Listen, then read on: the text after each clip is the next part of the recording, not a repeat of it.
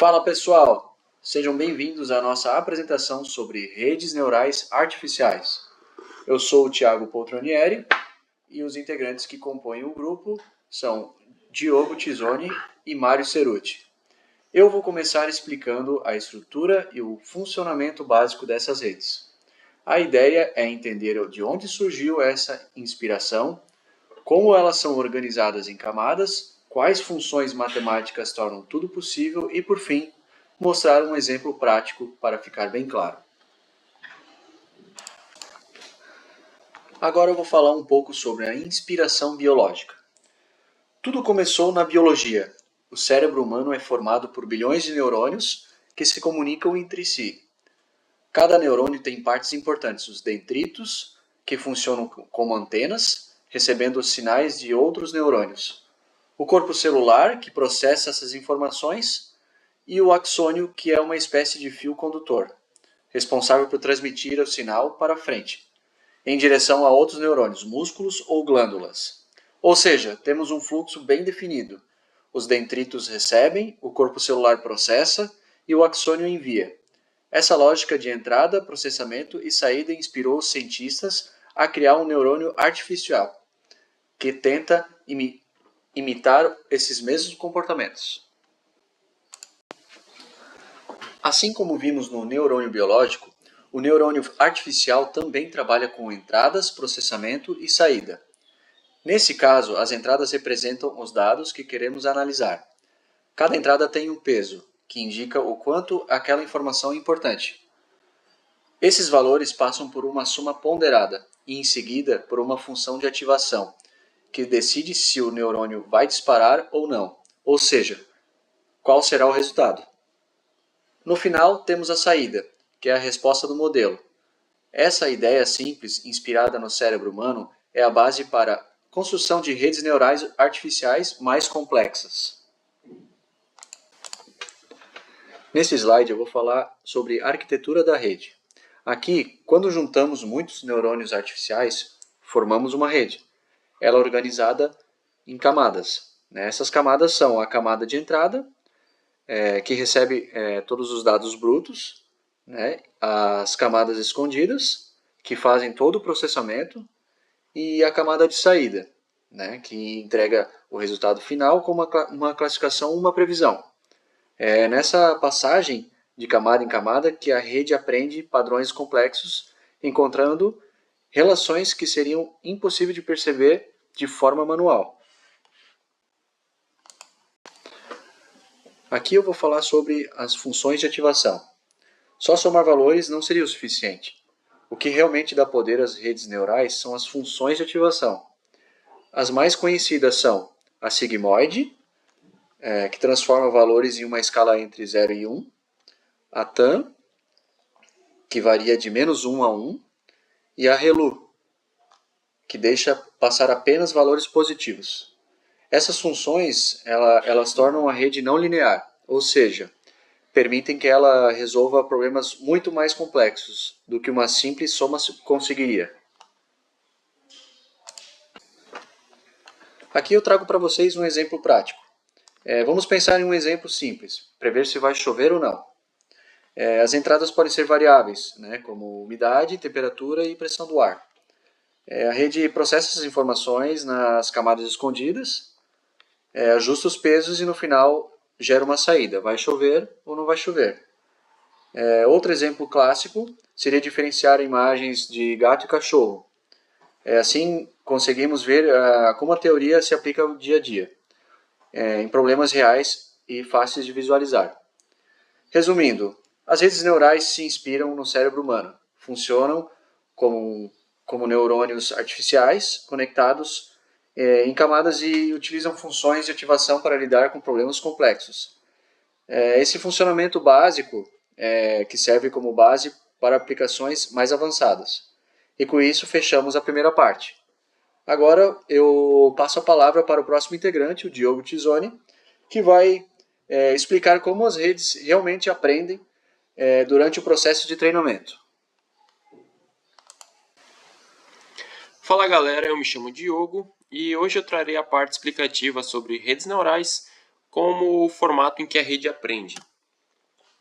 A rede ela passa por um treinamento e aprendizado. Nessa imagem, por exemplo, ela representa o cérebro humano, onde todos os seus neurônios estão conectados. Assim como o nosso cérebro aprende com experiências, uma rede neural artificial ela funciona de forma parecida. Ela recebe informações, processa, calcula e vai ajustando suas conexões até aprender e tomar decisões ou fazer previsões. Hoje vamos entender como esse processo acontece e como a IA ela consegue aprender com seus próprios erros. A primeira parte do processo seria a entrada de dados, ou seja, o input. Quando a rede recebe uma imagem de um cachorro, como este na imagem, ela não enxerga apenas a foto como nós seres humanos. Para a rede, cada pixel, ou seja, cada quadrado desta imagem, é como um número. Quanto mais claro ou mais escuro, maior ou menor o valor. Em imagens coloridas, cada pixel tem 3 números: vermelho, verde e azul.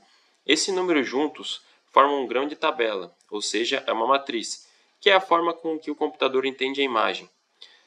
Todos esses números dessa matriz vão ser enviados para as redes neurais dessa IA. A rede então usa a matriz como ponto de partida para encontrar padrões, ou seja, as bordas, cores, formas e depois de muitas combinações, reconhecer que essa imagem se trata de um cachorro. Ou seja, ele vai pegar cada pixel dessa imagem e tentar entender que essas bordas seriam uma orelha, aqui no meio seria um focinho, aqui a boca do cachorro e até mesmo os olhos.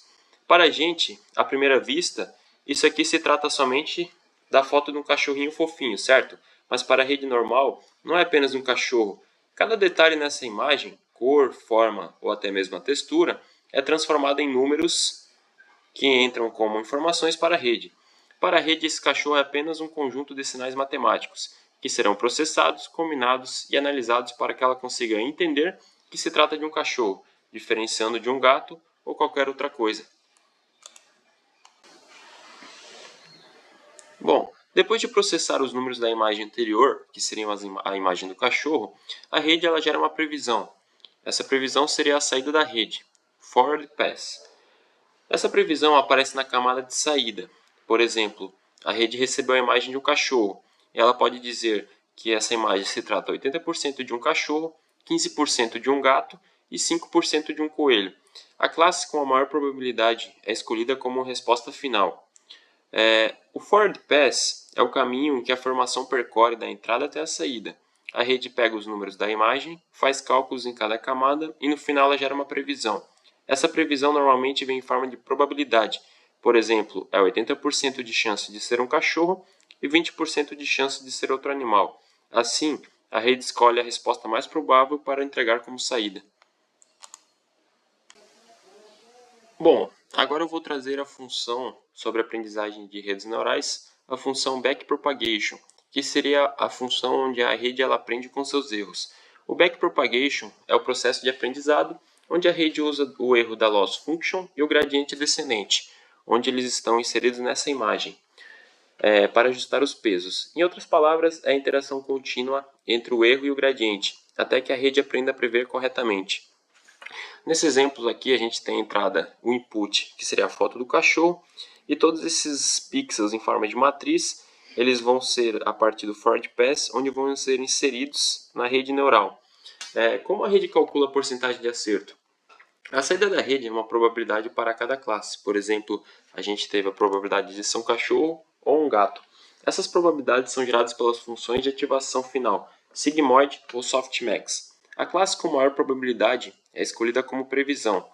E por que ela pode achar que é um gato? Suponhamos que a rede ainda não aprendeu corretamente.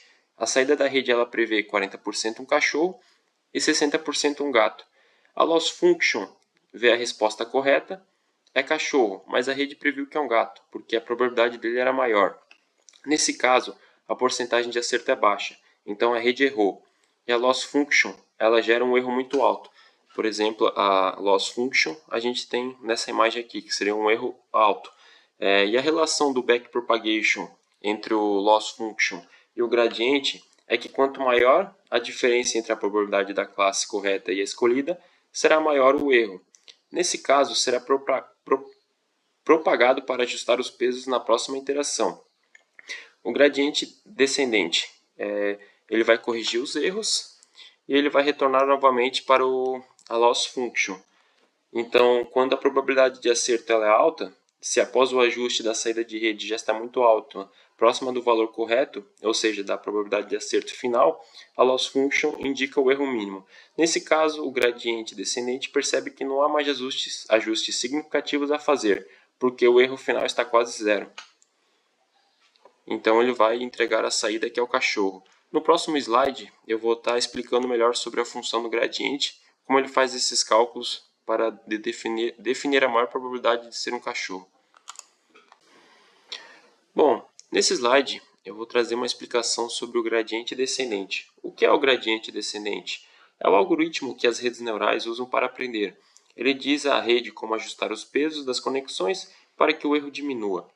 Imagine que a rede fez a previsão errada. O erro, calculado pela função da perda, indica o quão longe a rede está da resposta correta. O gradiente descendente, ele olha para esse erro e diz: se eu mexer um pouquinho nesses pesos, o erro vai diminuir? Ele é como uma bússola que aponta para o caminho de menor erro. No lado esquerdo, a gente tem as camadas da rede neural. Os blocos azuis empilhados representam as camadas de rede, entradas, as intermediárias e a saída. É como se a rede estivesse aprendendo, ajustando seus parâmetros internos. No lado direito, a função de erro do gráfico, o gráfico mostra no eixo vertical uma função de erro, que temos aqui no lado direito. A curva azul é o formato do erro. Ele começa alto e desce até o mínimo, depois ele volta a subir. Os pontos pretos representam as tentativas da rede em ajustar seus pesos, ou seja, cada ponto aqui seria uma loss function, seria uma saída, ou seja, ele vai mandando de volta para o gradiente descendente, que vai fazendo os cálculos, e ele tenta prever a menor taxa de erro para dar a resposta final. Por exemplo, as setas indicam os passos do gradiente descendente, onde a rede desce no gráfico ajustando seus parâmetros para reduzir o erro. Sim, a IA pode acertar, mas depende de algumas condições. Acerto em casos simples já vistos, se a rede foi bem treinada ou o exemplo é parecido com o que ela já viu, ela consegue identificar corretamente, ou seja, acertar. A probabilidade de acerto, cada previsão da IA vem com uma probabilidade. Quanto maior a confiança, mais próxima de 1, maior a chance de estar correta. E inteligência artificial nem sempre é 100% garantido, mas mesmo assim não dá para garantir que vai estar sempre certa, especialmente em casos novos ou em casos muito complexos. Na memória, eu vou falar sobre arquiteturas e desafios em redes neurais. Os tópicos ali são o perceptron simples e o multilayer. Fala sobre estruturas, funções, treinamento e limitações. E as outras arquiteturas, só passando ali por cima do CNN, RNN e o Transformers. E falar sobre um dos desafios que é o overfitting, né? O que que ele é e quais as técnicas que a gente tem para tentar evitar. O Perceptron simples, como o nome já diz, é uma rede neural básica. Ele só tem ali apenas a camada de saída e entrada. As saídas dele são lineares, ele só resolve ali os problemas lineares. As funções dele que ele tem, degrau ou sinal, ele não resolve ali problemas mais complexos. Ao contrário do multilayer. O multilayer ou MLP, ele possui camadas ocultas, né? Ele pode ter várias camadas intermediárias, além de entrada e de saída. Todos os neurônios dele de uma camada se conectam com todos os neurônios da próxima camada. Ele usa as funções ele tem funções de ativação não lineares, que faz ele resolver problemas complexos ali, não só os lineares. Eu vou trazer ali o ReLU, o Sigmoid e o TANH. Vamos falar dele já na sequência. E o treinamento, vamos falar sobre como ele é treinado ali. Eu vou trazer ali o Break Propagation. Ele, né, como já mencionado, ele é capaz de aprender ali padrões mais complexos e não lineares. Ele resolve ali problemas que o simples não resolve. Como é que ele é treinado? A gente tem ali 4 etapas. A primeira, né, o forward pass, que ele gera a saída. Depois temos a comparação, o erro quando é identificado. O backward pass, que é basicamente como é que a gente vai identificar o quanto e onde ele errou. E temos a parte de otimização, que é basicamente ali, o ajuste dos pesos. Esse processo ele se repete várias vezes, milhares de vezes, até a rede neural aprender. O forward pass é a saída que ele vai gerar. Se é 60%, vamos supor, vamos usar uma entrada que ele vai ter que dizer se é uma imagem, se é um gato ou um cachorro. A gente dá uma entrada de uma imagem de um gato, ele vai dizer ali o que ele achou. Vamos supor que ele deu 60% cachorro e 40% gato. Ele deu uma saída de cachorro. A gente vai fazer essa comparação com o nosso viés, né? Qual que é o se ele errou, se ele acertou. Se ele errou, a gente vai fazer um backward pass. A gente vai pegar de trás para frente para identificar ali onde que ele errou e o quanto. Para a gente tentar entender ali o porquê que ele errou e aonde que ele tomou essa decisão. A gente sabendo onde que ele errou, onde que as conexões que a gente vai ter que fazer esse ajuste, a gente vai para a parte de otimização, que vai literalmente ajustar esses pesos das conexões. Se vai, se a gente vai ter que diminuir ou aumentar esses pesos. O quanto que vai diminuir ou aumentar vai depender do algoritmo que está usando. Se é um SGD ou ADA, dependendo ali do algoritmo, ele vai mudar a quantidade, se ele vai diminuir muito ou se ele vai aumentar muito o peso das conexões. E agora sobre as limitações dele, da arquitetura MLP, o problema dele é que ele precisa de muitos dados para aprender. Ele tem um risco de overfitting. O que é overfitting? No caso ali é quando ele decora e não aprende. A gente vai falar nisso na sequência. Tem o treinamento pesado, que ele, como ele exige ali várias camadas de redes neurais, ele acaba pesando bastante, então ele exige mais poder de processamento, mais GPU ali. Ele é difícil de ajustar, né, de a gente identificar por que ele tomou aquela decisão, como ele tem várias camadas, acaba dificultando. Ele também não é o ideal para todos os tipos de dados. Por exemplo, para imagens, a gente tem o CNN, e para sequência de dados, a gente tem o RNN, e assim por diante. Ele é uma caixa preta, né? É difícil de interpretar. Agora, as outras arquiteturas, o CNN, ele é mais especialista em imagens e visão computacional. Ao contrário do MLP, ele usa ali uns filtros, janelas. O que acaba ocorrendo ali? Ele vai percorrer toda a imagem, né? Todo o vetor ali que foi transformado, todo o vetor que a imagem transformou, que a imagem foi transformada em vetor, ele vai tentar identificar padrões locais ali da imagem. Ele vai tentar ali identificar as bordas, texturas, formas, diferentes camadas para tentar identificar algum padrão. Os neurônios eles fazem as conexões, né, os neurônios fazem um compartilhamento de pesos ali. Isso acaba gerando menos camadas de neurônios ali. Aí ele não chega a ser muito pesado que nem o MLP. E ele reconhece ali padrões independentes de posição. Ele é basicamente bastante usado em carros autônomos ali para identificar pedestres, ciclistas, reconhecimento facial, diagnóstico médico também de ultrassom, enfim. Temos o RNN, que são basicamente especialistas em sequência de dados. Áudio, textos, em geral ali, possuem estado oculto, né, para lembrar as informações anteriores, assim eles conseguem sugerir ou prever uma próxima palavra, que nem o digitador de texto, quando você vai digitar no WhatsApp, ele já vai prevendo, indicando ali as próximas palavras. Um problema de alguns RNN comuns é a dificuldade de manter memórias longas. Então, é difícil de relembrar os contextos passados. Isso foi desenvolvido em algumas variantes, como a LSTM e o GRU, que a gente não vai acabar se aprofundando muito. Temos os Transformers, que agora são os modelos mais modernos, a base dos modelos mais modernos, como trazemos ali o ChatGPT. Eles são superiores ao RNN e NLP e visão computacional. E ele, basicamente, o que é o diferencial dele? Ele entende quais são as entradas mais importantes.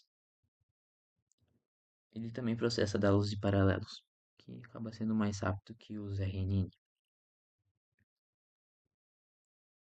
E também eles conseguem lembrar ali mais fácil ali da memória de longo prazo, se comparar com o RNN. E o overfitting, o que é?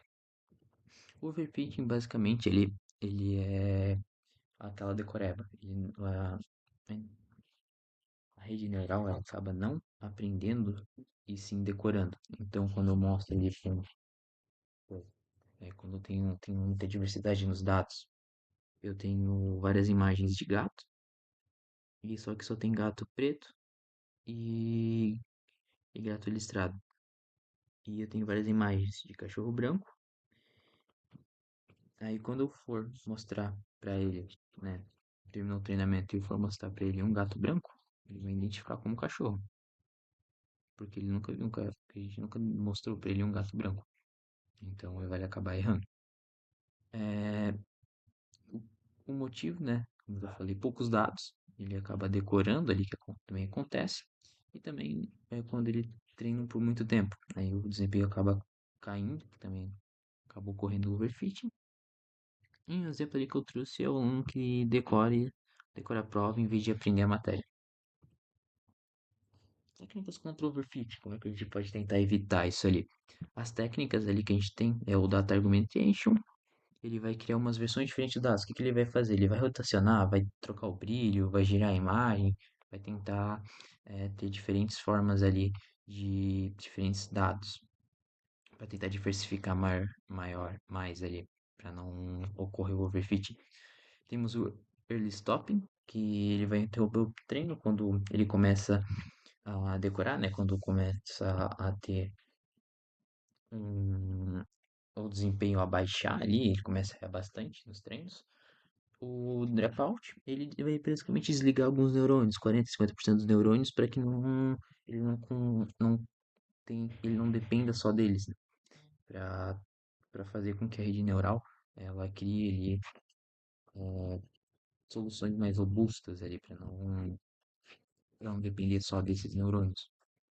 Essas são as três técnicas ali do overfitting que a gente pode tentar implementar não, na hora do treinamento para não ocorrer o overfitting